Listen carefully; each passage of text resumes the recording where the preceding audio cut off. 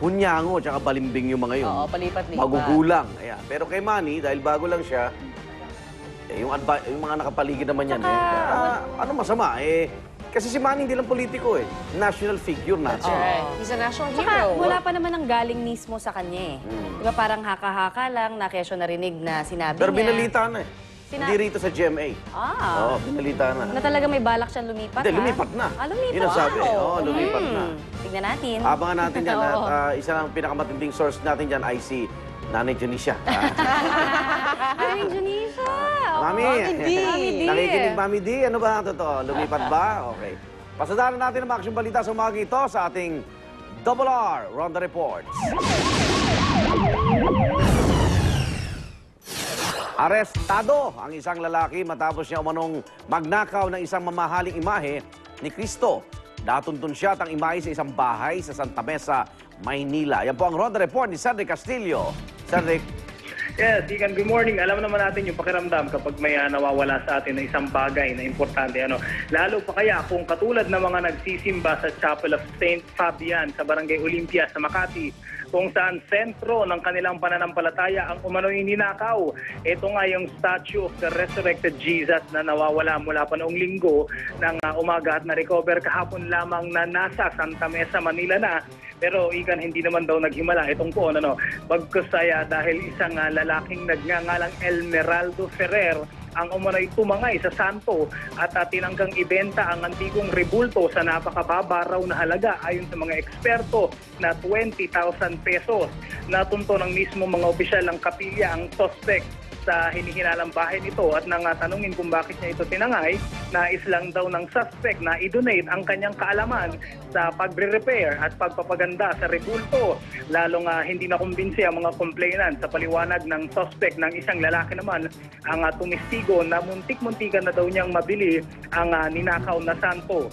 Tatlong mga pawang antigong statue pa ang na-recover sa suspect at pinaniniwala ang mga ninakaw rin, kaya't panawagan ng Santa Mesa Police sa mga nawawala ng poon ay pakibisita raw ang kanilang istasyon at baka naroon ang kanilang santo.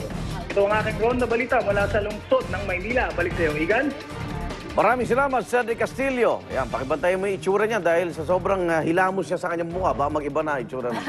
Baka pumuti na, no? Baka mag-botox sa rin siya. So, nung gumagawa siya ng krimen, walang kahiya-hiya. Nung nahuli, kala mo kung sinong mas santo pa doon sa rebulto. Di ba parang lahat ng halos ng mga nahuhuli, parang maamong tupa bigla? Yes! Hindi po. Lahat ng galang nilabas na nila. Magdasal ka. Ito naman ang nakakagulat na balita. Ninakawan niya imahe. Correct. Mula po sa Amerika, nahulog sa kanyang kabayo si British Prince Harry sa gitna ng isang sports competition sa New York. Naku, bumagsak ang 25 anyos na prinsipe habang naglalaro ng polo laban sa #1 polo player sa buong mundo na si Nacho Figueras ng Argentina. Nakangiti namang bumangon si Prince Harry at patuloy pang nakipaglaro. Gayunman sa huli natalo pa rin ang kanilang team.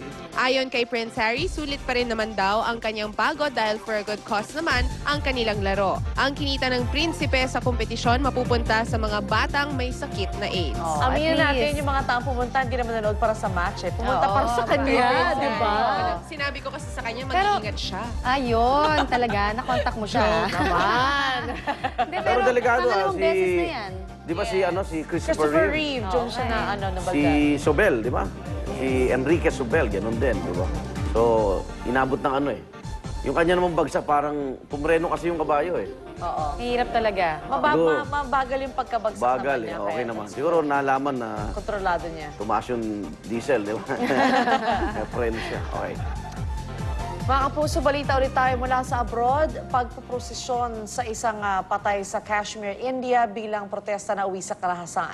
10 ang sugatan sa insidente. Ilang militante ang nanguna sa marcha na para sa kanilang isang kasamahan na napatay sa isang marahas na dispersal ng mga pulis. Pero tinangkang harangin ng pulisya ang funeral procession dahil sa pinaiiral na curfew. Nang magpilit ang mga ralista, nagpakawala ng tear gas at nagpaputok na ng warning shots ang mga polis. Gumanti naman ang mga militante sa pamamagitan ng pamamato at dito lalong nagkagulo. Wow.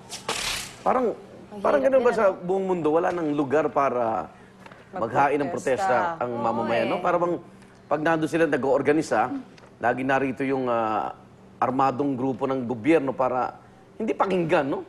Oo Para nga. pigilan. Tsaka parang parating nakakalungkot kasi At may nananakit. dahas. Oo, may dahas na kasama. Samantala, eto naman ha, ibahin po natin ang ating mood ngayon para happy naman tayo this morning. At para rin masaya ang pagsabak nyo sa inyong araw, lalo na sa may mga trabaho. O, ang ilan marahil antok pa rin dahil malamig na naman ang panahon. Yay! Pues gigisingin namin kayo.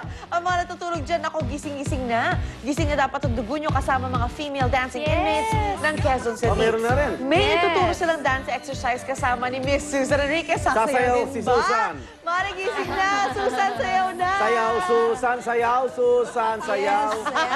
Nagsasayaw na yung ating mga female inmates dito sa loob ng Camp Karingal. Dahil dito matatagpuan ang female dormitory ng Bureau of Jail Management Technology. At ngayon nga, 100 female inmates ang magpapakita ng kanilang talento sa pagsasayaw, yung tinatawag na dance exercise. Ayan.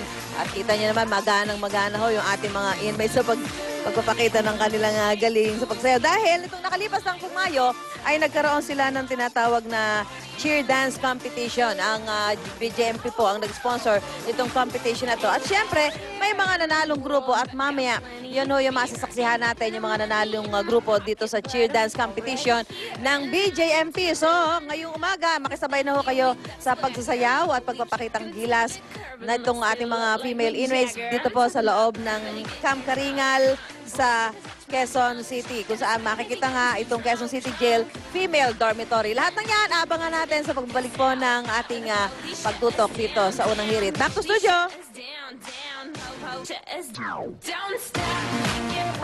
Galing sumayaw. Dapat umaya si Susan sumayaw din, ha? Uy. At kung balak yung unang maging saksi sa panunumpa ni President-elect Noynoy Aquino bukas, ang tanong, handa na ba ang inyong mga yellow umbrellas? Yan ay para handa tayo ngayong madalas na naman ang pagbuhos ng ulan. Tamang-tama dahil may mga payong na sadyang souvenir para sa panunumpa ni President Meron siya Noynoy.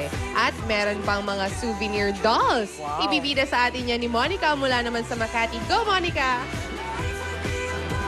Good morning guys! Good morning mga kapuso! Nako, isang araw na nga lang at magaganap na ang inauguration ceremony ni President-elect Noynoy Aquino. Kaya naman for sure marami dyan ang talagang excited, abala at aligaga para sa very special event na ito sa ating kasaysayan. At kasabay nga niyang pagka-aligagang yan, syempre ang preparasyon ng mga memorabilias at mga souvenir items na ipamimigay nila on Wednesday. Kaya naman ngayong umaga, samahan niyo kung alamin kung ano nga ba itong mga souvenirs and memorabilia sa ito. At ayan, patikim lang. Tingnan niyo ito suot-suot ko ngayon na watch. O, diba? Bonggang-bongga. Isang watch na merong mukha ni President Noynoy. At syempre, message na rin ng kanyang ama na nakasulat din doon sa watch. So, mamaya, ilan sa mga memorabilia sa yan, aalamin natin at iisa-isahin natin yan. At syempre, alamin din natin kung bakit ito nga ba yung mga napiling mga souvenir items sa ipamigay at price updates na rin para sa mga gustong bumili ng mga memorabilia sa ito. Kaya mga kapuso, abangan nyo ang lahat ng yan sa pagbabalik natin dito sa Unang Hirit. Salamat, Mons. At hot na hot pa rin ang ating mga showbiz chika. Pero ang una, may kinalaman pa rin sa inaugurasyon ni Senador Noynoy Aquino. Nakaabang kasi ang lahat kung dadalo pa rin si James Yap sa pagtitipon. Nako, yan kasi, si Tim Yap. Yan kasi ang sinagot niya noong nakaraang linggo bago ang anunsyo ng misis na si Chris na hiwalay na sila. At ano kaya ang reaksyon niya sa mga huling pahayag ni Chris tungkol naman sa kanilang pagsasama? Aalamin natin yan maya-maya lang.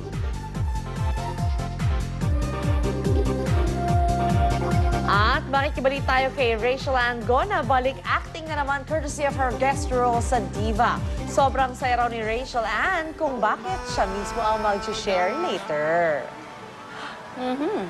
Parang, Siya kasi personal choice ni Regine Velasquez sa Diva. parang kilala ko yung kumakanta. Oo, kilala ko rin yun. Kilala ko silang dalawa. Good morning. Good morning. Parang Magkwentuhan tayo mamaya. out of the loop ako lang. Magkwentuhan tayo mamaya. Galing pala mag-gitara yan. Paya. Yavolsky. Oo, Okay. baliktad. Para sa pinaka-komprehensibong pagbabalita Kaluwete. sa nalalapit na panumpa ng isang bagong Pangulo, dito lang kayo tumutok sa lagi niyong maasahan. Ito ang Unang Hirit! Oh my God.